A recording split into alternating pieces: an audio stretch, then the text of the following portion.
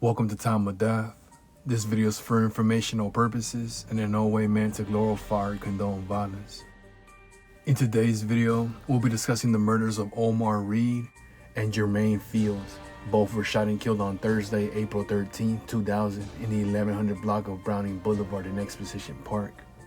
And Eddie Williams and Carl Scott, who were both shot and killed on Monday, February 11, 2002 in the 2400 block of West Slauson Avenue in Hyde Park, according to LA County coroner records. Tavares Stephan, Jonathan Bolden, and Romeo Johnson were subsequently arrested and charged with the murder. The following is the evidence at trial. On April 13, 2000, at about 10:30 a.m., a witness stood on the front porch of his duplex near the intersection of Browning Boulevard and Budlong Avenue when he heard a number of gunshots. The witness turned toward the direction of the sound and saw a person running towards a green SUV parked on Budlong Avenue. The person got into the SUV, which drove away at a high rate of speed. The witness observed two African American males in the SUV, hereinafter known as the Browning Boulevard crimes. Shortly thereafter, the police and the paramedics arrived at the 1100 block of Browning Boulevard, which is an area claimed by the Rolling 30s. They found two young men, victims Omar Reed and Jermaine Fields, lying on the ground bleeding from fatal gunshot wounds. The witness later identified the green SUV from a photograph. The SUV was owned by a woman who was dating Defendant Johnson. Defendant Johnson, who was a member of the Rolling 20 Bloods, sometimes borrowed the SUV. 2 days before the Browning Boulevard crimes, a member of Defendant Johnson's gang, Kevin Mogul, also known as G-Kev, died from multiple gunshot wounds. Police suspected Mogul had been killed by the rival Rolling 30s. On the morning of February 11, 2002, Mr. Tomlin and Mr. Pert were at Milton's Caribbean restaurant where they worked as cooks. At some point, victim Carl Scott, a handyman who did odd jobs there, knocked on the side door. When Mr. Tomlin opened the door, three armed African American men, later identified as defendants Jonathan Bolden, Tavares Stephan, and victim Eddie Williams, entered the restaurant behind victim Scott. Mr. Tomlin jumped out of a nearby window and hid in the crawl space underneath the restaurant. Defendant Bolden, who was wearing a red bandana, pointed a gun at Mr. Pert and victim Scott and told them to get down on their knees. Defendant Bolden told the men they had come for marijuana and money. Mr. Pert and victim Scott gave them the money from their wallets. Mr. Pert saw defendant Bolden talking on a two-way radio. He could hear a voice coming from the radio telling defendant Bolden to go look in the storage room. One of the robbers took Pert to the cash register, but Mr. Pert was unable to open it and they returned to the kitchen. One of the robbers stood in the passage leading to the storeroom. At some point, victim Scott ran towards the storeroom and Mr. Pert heard the sound of a struggle and then several gunshots. Mr. Pert escaped and ran to get help. Victim Scott, who received multiple gunshot wounds, was pronounced dead at the scene. About 10 minutes later, a security guard in the emergency room of the California hospital saw a silver car and a brown car pull up to the hospital. The passenger in the brown car, defendant Bolden, had a serious neck injury. The guard took him inside the hospital. When the guard returned to the emergency room entrance, he saw the driver of the brown car, an African American male, talking to the driver of the silver car.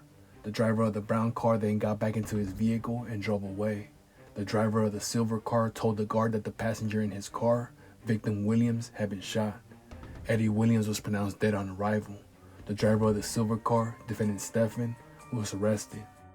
Later that morning, defendant Johnson spoke with Diamond Dixon over the phone and told her what had occurred inside the restaurant. He told her victim Scott came up behind defendant Bolden and cut his throat. Victim Scott then went after Eddie Williams, and defendant Bolden began shooting, killing both Scott and Williams. Defendant Johnson said he was outside the restaurant when this was occurring, and he heard the shots being fired. Johnson said he carried defendant Bolden to the car, while defendant Stephan carried Williams to his car. Johnson told Dixon he had some of the guns used in the robbery.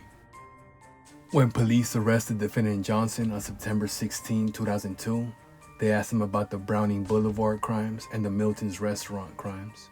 With respect to the Browning Boulevard crimes, detectives told defendant Johnson that a friend of his had identified him as being involved in the shooting, and defendant Johnson replied, "Well, yeah." In his interview with police, defendant Johnson claimed he didn't see anybody get shot and denied being the shooter. He also denied knowing the shooter, Crazy B, was going to shoot anybody. Police also questioned defendant Johnson about the Milton's restaurant crimes. Defendant Johnson told police that at some point, he met Defendant Bolden, Diamond Dixon, and victim Eddie Williams. Johnson heard them discussing robbing markets or businesses and that he could be involved in one of them to earn money for an attorney. Victim Williams told Defendant Johnson about the robbery planned at Milton's restaurant. Defendant Bolden and victim Williams took Defendant Johnson to show him the restaurant. Williams told him that the Jamaicans at the restaurant were selling drugs. According to Defendant Johnson, he told Williams and Defendant Bolden he would not participate in the robbery but would watch their bags. The next morning, Defendant Johnson was awakened by a phone call from Defendant Bolden at 6:30 or 7 a.m. Johnson was told the others were at the restaurant. Defendant Johnson drove to the restaurant and saw their car, but did not see anybody because they were already inside. Defendant Johnson contacted the others using the walkie-talkie and was told, "We on." Johnson replied, "Okay, I'm on. I'm watching." Defendant Johnson circled the block several times and did not stop his car or get out of his car. Not long thereafter, Defendant Bolden called Defendant Johnson over the walkie-talkie and told Johnson to come to the restaurant immediately. Johnson saw Defendant Bolden walk to the car while holding his neck, which was bleeding profusely. Johnson drove Bolden to the hospital. During the car ride, Bolden told Johnson, "I wasn't looking. The motherfucker grabbed a machete and hit me in the neck, and I just started busting." Defendant Johnson also saw victim Williams come out of the restaurant and get into another car. The other car followed Johnson to the hospital. Defendant Johnson was charged in a multi-count indictment along with two other defendants. Johnson was charged with 2 counts of murder, second-degree robbery, and second-degree commercial burglary in regards to the shooting and robbery at Milton's restaurant. Johnson was charged with 2 counts of murder and conspiracy to commit murder in regards to the Browning Boulevard crimes. Various enhancements and circumstances, including a gun and gang enhancement, were also alleged. Following the trial, the jury convicted Johnson on all counts and found all the enhancements true. The court sentenced Johnson to life without the possibility of parole. In May of 2005, a jury convicted Defendant Stephan on 2 counts of second-degree murder and 1 count each of robbery and burglary, including gun and gang enhancements. The court sentenced Stephan to 2 concurrent terms of 40 years to life. Defendant Bolden's jury convicted him of 2 counts of first-degree murder and 1 count each of burglary and robbery, including gun and gang enhancements. The court sentenced him to life without the possibility of parole. Omar Jamiel Reed was 26 years old at the time of death. Jermaine Fields was 25 years old at the time of death. Carl Scott was 36 years old at the time of death.